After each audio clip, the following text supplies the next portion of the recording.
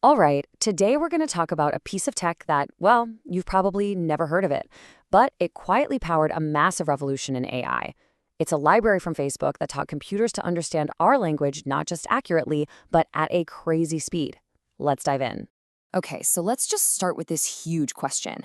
How in the world do you teach a single machine to understand not just one language, not 10, but 294 different languages?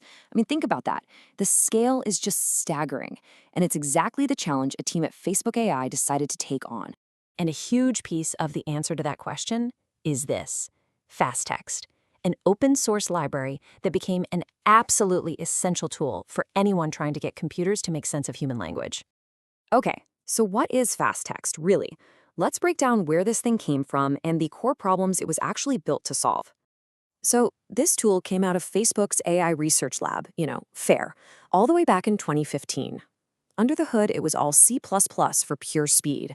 But, and this is super important, they wrapped it in a simple Python interface. That's what made it so accessible for developers and researchers everywhere. When you boil it all down, fastText was built to do two things, and do them incredibly well. First, it had to figure out what individual words actually mean by creating something called word embeddings. And second, it had to be able to perform text classification to understand the topic of a whole document, like figuring out if a movie review is positive or negative. Now, that first part, learning what words mean, that's where the real magic is. So how does it actually do that? How do you teach a computer to, well, read? Well, it all comes down to this really cool concept called word embeddings. It sounds technical, but the idea is actually pretty powerful. The computer stops seeing the word apple as just, A-P-P-L-E. Instead, it turns that word into a long list of numbers, a vector, and that string of numbers mathematically captures its meaning and context. The best way to think about it is like a giant, multi-dimensional map for every single word in a language. And on that map, words that mean similar things, they're located right next to each other. So king is going to be right there next to queen, and walking will be a close neighbor to running. And that is what's so revolutionary about this. The computer can now understand relationships. It can learn that the distance between king and queen is mathematically similar to the one between man and woman. And here's the really clever part. fastText didn't just map whole words. It also looked at parts of words, what are called n-grams. This is how it could make a pretty good guess about new or rare words that it had never seen before, which was a huge, huge advantage over older systems. But, understanding language is only half the battle.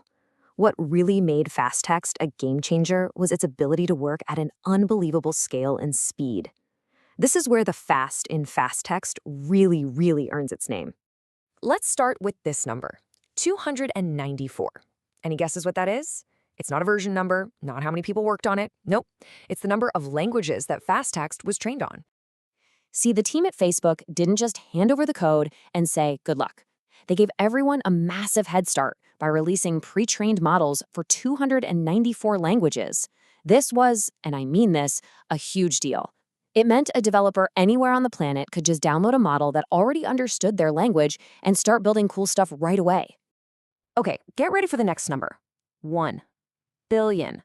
This one is all about the sheer volume of data fastText could just tear through and how fast it could do it.